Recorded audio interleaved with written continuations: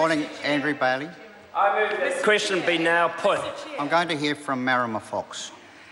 Thank you, Mr Chair. I've been sitting here listening to the debate about the purpose of this bill, and I find it a bit rich, actually. I find it a bit rich that the opposition are pointing out to the past 1 year. We could go back decades, actually, where successive governments have done nothing about this. We've had people being deported out of Australia back to New Zealand for decades, and the major impact on increasing that number happened in 2001 under the Labor government. And I don't want to go, oh look, it's your fault and it's your fault, but actually a whole lot of impacts have happened on Australians who consider themselves Australians, but Kiwis who live there since that immigration law change. Yes, that has been ramped up since December last year when this new threshold came into act in Australia, sending a whole lot of people back across the Tasman. But for the 1 year I've been in Parliament, we've been talking about this since that time we walked into this government.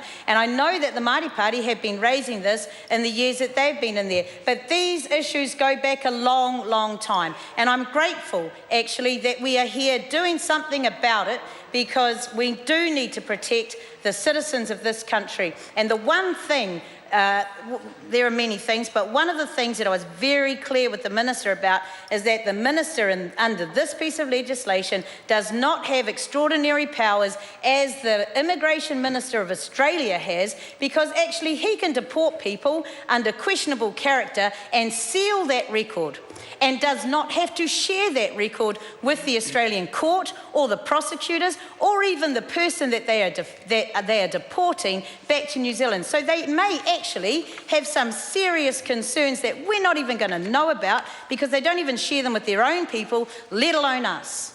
And I find that abhorrent, and I'm grateful that we're doing something about it, and that the Minister has not, through this draft legislation, because frankly I wouldn't agree to it otherwise, given herself extraordinary powers to further impact the lives of these men and women who are coming back to us. And we are picking up the pieces of their lives, and we know that this is a bill, the purpose of it is narrow, so that we can deal with the immediate concern now. And it may have been, yes, a year since it's been implemented in Australia, but it's been decades in this country that people have been deported back to us, and successive governments have done nothing. So I'm grateful that we are doing something, and that actually we have taken up with the government that those other supports are going to be put in place, and we have assurances that are happening. We have examples of where that is already happening, and that is the question here, because we have tried for many years to ensure through programs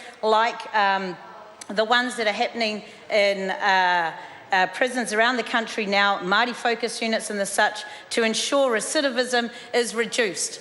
We want to make sure that they come back into our society, and we help them pick up the pieces of their lives that are further exacerbated by the Australian government's ignorance and their blatant disrespect of our country by imposing these laws on those Kiwis who are living there, and we are picking up the pieces of those things. So I'm over listening to people talk about the length of time that it's taken, because they've done nothing when they were the government, and it's a bit rich to listen to that now.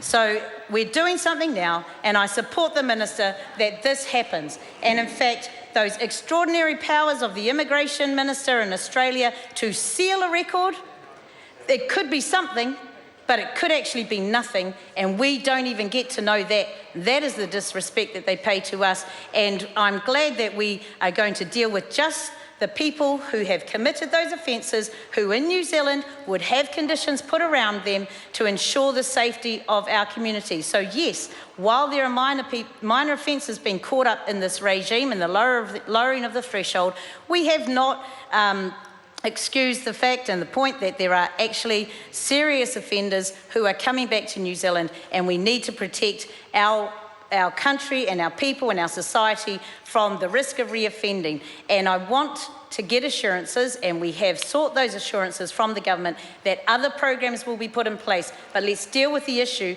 and the issue right now is to ensure that those parole conditions can continue in New Zealand, because until this went through, they could come back here and we had no say. We had no monitoring. We had no ability to ensure that a paedophile was not living in a home with children and not living, well, you had the opportunity, actually, you had the opportunity. I'm calling